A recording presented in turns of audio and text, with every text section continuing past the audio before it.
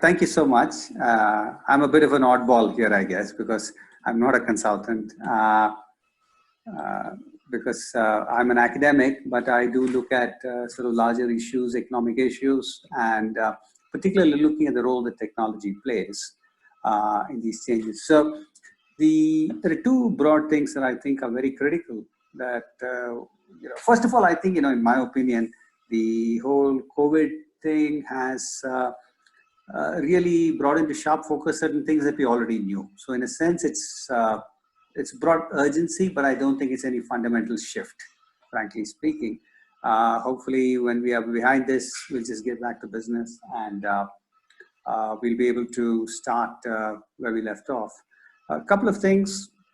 One is the Indian economy had already slowed down before for a variety of other reasons. There were significant demand side constraints in the economy, and that was not being adequately addressed. And that again had to do partly because a lot of our exports were getting affected because of the larger turbulence in the world economy itself, right, in many sectors. The second issue was the fact that what shall I say? Among the constraints, let me put it that way, like Mr. Sachdeva mentioned earlier, was that there are infrastructure constraints, yes, but while he mentioned a lot of the physical infrastructure constraints, which I think are there, and I think unless we sort those things out, the hope about becoming the destination for any sort of alternate location to a place like China or for any other place that's a big center for manufacturing is going to be somewhat aspirational, will remain aspirational, because the government has announced policies, etc. But really, it's what happens when the rubber hits the road. There are indeed significant infrastructure bottlenecks in the country, whether it has to do with roads or ports or those kinds of things, where you have to actually get the the bottlenecks that allow products to flow out of the country. With services, particularly with software and so on, it's not been a big issue because we managed to get around some of those problems, right?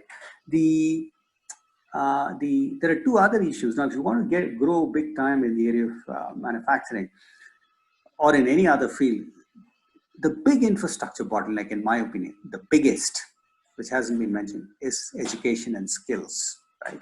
And although there is a lot of sort of talk about it internationally, about India having a lot of skills, etc. If you look at it as a percentage share of the population, right, it's still very small. It's extremely small.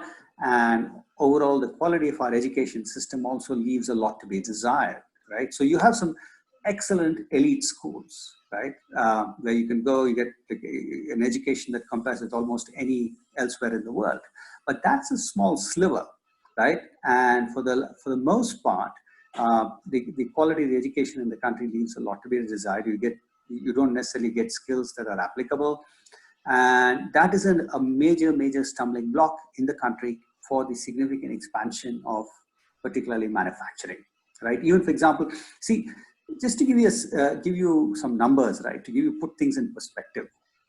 See, we export something like $150 billion of information and information technology enabled services last year. And that sector employs about 4.5 million people, right? Which is like a drop in the ocean for this country. And it's the sort of the second largest export for the country, right? But if you look at the gross numbers, the labor intensity of manufacturing over the last 30 years, right, has been declining. A unit of capital that was invested in 1980 or in the mid 80s would employ approximately 5 units of labor. Today, you're down to roughly about 1, right? So, I mean, this is the most labor-intensive sectors. Even if you take it across the economy, it's gone down from about 1.5 to 1.75 units of labor to about 1 unit of labor. So what has happened is because of, now, some people say it's because of the labor laws. That's part of the reason, but I don't think that's the entire stumbling block, right?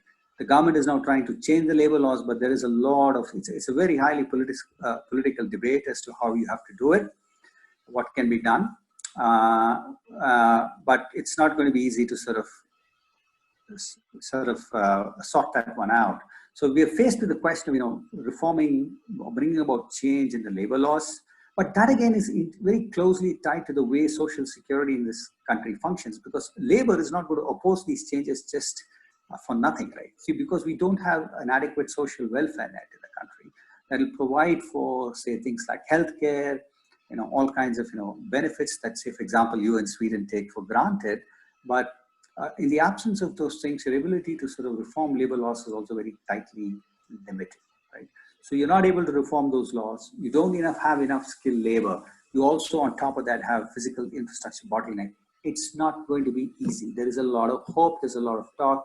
So you do find certain pockets, both spatially and sectorally. Spatially meaning there are certain locations in the country where you see growth happening. They continue to grow. And you see certain sectors that continue to do well. But for the most part, right, how much the sort of what you might say the multiplier effect is going to be in the economy is not at all very clear. And even the other hope is the big thing that we sort of, a lot of this is actually going to sort of also going to hinge on how we are able to reform our agrarian sector, right? But the agrarian infrastructure is in shambles in the sense that we don't, for example, have enough cold storage to be able to get into big time into food processing. You're not able to transform agricultural products. The productivity of agricultural land has actually been going down, right?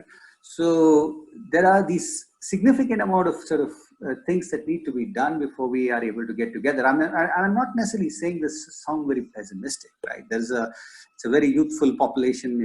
It's still very relatively young when compared to the rest of compared to the rest of the world. It's a highly entrepreneurial country that the people tend to forget. It's a very, very highly entrepreneurial country. The kind of the fact that about 85+% of the country's population or the workforce is in the informal sector means that they are finding their own ways of getting by, right? They don't rely on somebody else for a job. And a lot of that, more than 2/3 of those in the informal sector are actually self-employed, right? So if you look at various labor statistics and so on, they're actually self-employed. So they're finding their own way through. So they're able to do it. They're very entrepreneurial in nature, right?